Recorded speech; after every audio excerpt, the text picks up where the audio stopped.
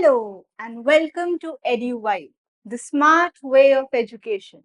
EduVibe एक ऐसा platform है जहाँ पर हम आपको ये बताते हैं कि जो आप पढ़ते हो ना, वो सिर्फ वो नहीं जो आपने टेक्स्ट बुक्स में पढ़ा, बल्कि पढ़ाई वो है जिसको आप अपनी रियल लाइफ में भी यूज कर सको, इम्प्लीमेंट कर सको। और उसी चीज को लेकर हम लोगों का मिशन है। तो अब हम स्टार्ट करते हैं अपनी इसी जर्नी पे। इस जर्नी के अंदर हम लोग कवर कर रहे हैं क्लास 7 सीबीएसई की ज्योग्राफी की टेक्स्ट बुक, जो कि है आर एनवायरमेंट। ऑलरेडी चैप्टर 1 हम लोगों का कंप्लीट हो चुका है, जिसका लिंक डिस्क्रिप्शन में है, और मैंने उसे एक फुल फ्लेज्ड वीडियो ना बनाकर छोटे छोटे पार्ट्स में बनाया है, ताकि आप लोगों को वो इंटरेस्टिंग लगे और अमेजिंग लगे। और इसी के साथ हम लोग स्टार्ट करने वाले हैं आज चैप्टर 2 इसी बुक का, जिसका नाम है इनसाइड आवर अर्थ। तो फर्स्ट चैप्टर में बच्चों हम लोगों ने क्या पढ़ा था कि हमारी इन्वायरमेंट क्या होती है। जो हमारी बुक का नाम है, हम उसी को समझने की कोशिश कर रहे थे कि एक्चुअल में इन्वायरमेंट क्या है। और इस चैप्टर में हम लोग समझेंगे कि हमारी अर्थ के अंदर क्या होता है। हम लोगों ने ये तो जान लिया कि अर्थ एक बॉल है जिसपे कंटिनेंट्स होते हैं, ओशंस होते हैं, सब कुछ होता है। पर कभी ये जानने की कोशिश करी है कि इस अर्थ के अंदर क्या है? तो वही चीज है जो हम इस चैप्टर में कवर अप करेंगे। तो इस चैप्टर का नाम क्या है? इनसाइड आवर अर्थ, यानी कि हम समझेंगे हमारी अर्थ के अंदर क्या होता है, क्या चीजें हैं जिससे हमारी अर्थ बनती है। ठीक है, तो अगेन ये चैप्टर भी हमने पार्ट्स में डिवाइड करा है। तो अभी हम लोग क्या स्टार्ट करने वाले हैं? हमारा पार्ट 1 इस चैप्टर का। ठीक है जी, तो अब हम चलते हैं। चलो, तो ये है आपका चैप्टर का स्टार्ट, जिसका नाम है इनसाइड आवर अर्थ चैप्टर 2। तो अर्थ क्या है? अर्थ हमारी होमलैंड है। अर्थ वो जगह है जहां हम रहते हैं। और ये जो है, ये बड़ा ही डायनामिक प्लैनेट है। डायनामिक का मतलब क्या हो गया? डायनामिक मतलब जो चेंज होता रहे, ऐसी चीज जो कि हमेशा स्टेबल ना रहे, कभी कैसी कभी कैसी। तो अर्थ एक डायनेमिक प्लैनेट है। It is constantly undergoing changes inside and outside. उसके अंदर और उसके बाहर हमेशा चेंजेस होते रहते हैं। अंदर वो चेंजेस जो कि टाइम के साथ हो रहे हैं, और आउटसाइड वो चेंजेस जो हम लोग लाते हैं, क्योंकि आउटसाइड कौन रहता है? ह्यूमन बींग्स, जो कि कंटिनेंट्स और ओशंस पर रहते हैं। Have you ever wondered what lies in the interior of the earth? What is earth made up of? तो आप लोगों ने कभी सोचा है बच्चों, इस अर्थ के अंदर है क्या? ऐसी क्या चीज है जिससे ये बनती है? इस सब का आंसर हमें इस चैप्टर में मिलेगा। तो अब हम स्टार्ट करते हैं। Just like an onion, the earth is made up of several concentric layers with one inside the another. तो आप लोगों ने कभी अनियन को देखा है? प्याज को। क्या होता है प्याज में? प्याज में कई सारी लेयर्स होती हैं। लेयर्स मतलब परतें होती है, एक के बाद एक के बाद एक, हम लोग उसे खोलते रहते हैं। तो ऐसा ही कुछ ना हमारी अर्थ के साथ भी होता है। अर्थ के अंदर भी कई सारी कंसेंट्रिक लेयर्स हैं, जो कि एक के बाद एक होती है। आपको इस फिगर में भी दिख रहा होगा। तो कई सारी लेयर्स हैं कि पहले एक लेयर, फिर दूसरी लेयर, फिर तीसरी लेयर, और इस तरीके से। ठीक है, the upper most layer over the earth surface is called the crust. जो सबसे ऊपर की लेयर होती है ना, ये वाली, ठीक है, इसको हम क्या कहते हैं? क्रस्ट। ठीक है, तो जो सबसे टॉप लेयर होती है उसको हम कहते हैं क्रस्ट।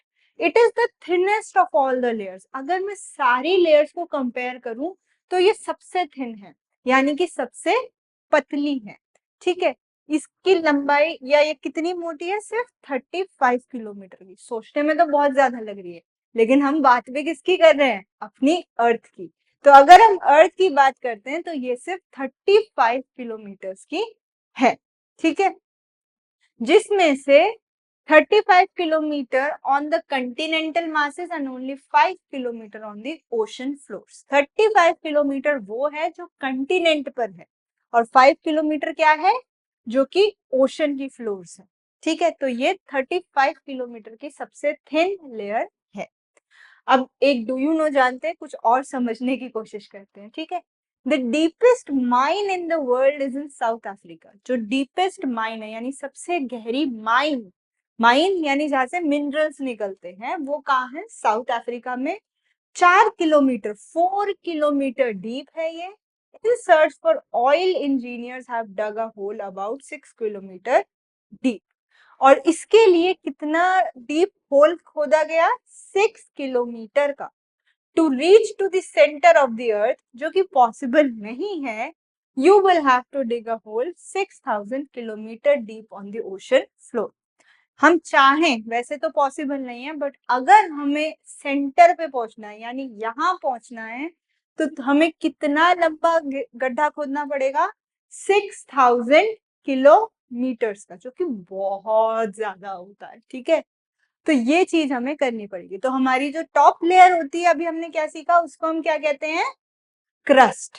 ठीक है, तो ये हुआ आपकी टॉप लेयर के बारे में बात। The main mineral constituents of the continental mass are silica and almunia. तो ये दो मिनरल्स हैं, सिलिका और एल्मुनिया, जो कि कहाँ मिलते हैं हमें? हमारे कंटिनेंटल मास पर। जो ये कॉन्टिनेंटल क्रस्ट है, ये सारा ओशन क्रस्ट ये है जो आपको येलो दिख रहा होगा, और कॉन्टिनेंटल क्रस्ट ये वाला है। तो ये सारे में हमें कौन से दो मिनरल्स मिलते हैं? Silica and alumina. इसलिए हमसे Cl भी कहते हैं। Cl क्यों कहते हैं? Si कहां से आया? सिलिका से, और Al कहां से आया? एल्मुनिया से। ठीक है, तो जो हमारा ओशन का क्रस्ट है उसके अंदर क्या होता है? सिलिका और मैग्नीशियम, तो उसकी शॉर्ट फॉर्म क्या बनी? सीमा। ठीक है, तो ये वर्ड्स आप याद रखना। Cl मतलब सिलिका और एल्मुनिया, और सीमा मतलब सिलिका और मैग्नीशियम। ठीक है, just beneath the crust is the mantle which extends up to the depth of 2900 kilometre below the crust। तो अभी हम लोग किसकी बात कर रहे थे? क्रस्ट की बात कर रहे थे, जो कि हमारी थिनेस्ट लेयर है 35 किलोमीटर की। और उसके बाद हमारा क्या आता है? मैंटल, MANTLE, जो कि कितने एक्सटेंड करता है? 2900 किलोमीटर। यानी क्रस्ट के नीचे अगर मैं 2900 किलोमीटर जाती हूं तो क्या है? मैंटल। एक बार हम दोबारा से उसी फिगर पे चलते हैं इसको समझने के लिए कि एक्चुअल में वो क्या था। तो ये आपका क्रस्ट था। ठीक है, अब क्रस्ट के बाद जो ये येलो येलो लेयर दिख रही है आपको, ये क्या है? आपकी मैंटल की लेयर है। ठीक है जी, ये हमारी सेकंड लेयर है जो कि आती है किसके बाद? क्रस्ट के बाद। और ये क्रस्ट से तो लंबी हुई 2900 किलोमीटर। ठीक है, चलो, the inner most layer is the core. और जब सबसे लास्ट लेयर पे पहुंचते हैं तो उसको हम क्या कहते हैं? कोर, जिसका रेडियस कितना है? 3500 किलोमीटर, यानी कि मेंटल से भी ज्यादा बड़ी लेयर है। ठीक है, और ये किससे बनी है? निकल और आयरन। ठीक है जी, निकल और आयरन की हेल्प से ये बनी है, इसलिए हम इसको क्या कहते हैं? नाइफ। अब नाइफ क्यों कहते हैं? नाइफ इसलिए कहते हैं निकल का Ni, और आयरन जिसको हम एक्चुअली में फेरस कहते हैं साइंस में, तो उसका Fe। तो उन दोनों को मिला के क्या बनता है? नाइफ।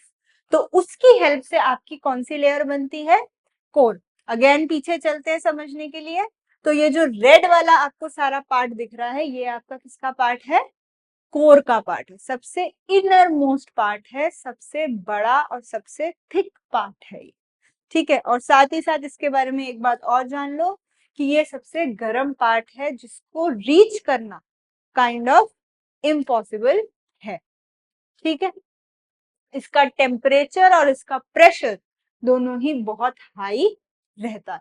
तो इसलिए उन्होंने एक आपको फैक्ट भी दिया है कि जो क्रस्ट है वो 1% वॉल्यूम ही है बस अर्थ का। यानी जो क्रस्ट है वो 35 किलोमीटर और 5 किलोमीटर और लगा के 40 किलोमीटर का बनता है, जो कि सिर्फ 1% है हमारे पूरी अर्थ का, और जो 84% है वो किसका है? मैंटल का है, और 15% क्या है? कोर का है। ठीक है, तो अगर हम अर्थ को एक सेमी सर्कल में डिवाइड करते हैं तो कुछ इस तरीके की चीजें आएंगी। ये आपका कोर है, ये आपका मेंटल है, और ये आपका क्रस्ट है। ठीक है, तो ये है आपकी 3 मेजर लेयर्स ऑफ अर्थ। ठीक है, जो कि कौन क्या है? अर्थ के अंदर का पार्ट, बाहर का पार्ट नहीं। बाहर क्या है? कंटिनेंट्स और ओशंस। लेकिन अगर हम बात करें अंदर की तो क्या है, क्रस्ट, मेंटल और कोर। और ये इसी ऑर्डर में चलते हैं, सबसे टॉप पे crust, then mantle and then core. ठीक है, तो ये समझ में आया हमारी 3 मेजर लेयर्स क्या हैं अर्थ की।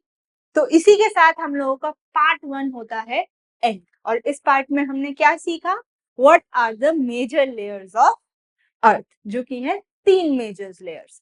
अब हम नेक्स्ट पार्ट में और इन सब के बारे में जानेंगे। तो stay tuned and I will meet you in the next video. लेकिन जाने से पहले अगर सब्सक्राइब नहीं किया है तो सब्सक्राइब कर लो, ताकि आने वाला कोई भी पार्ट मिस आउट ना हो जाए। और मैं आपसे मिलती हूँ नेक्स्ट वीडियो में। Thank you, bye bye.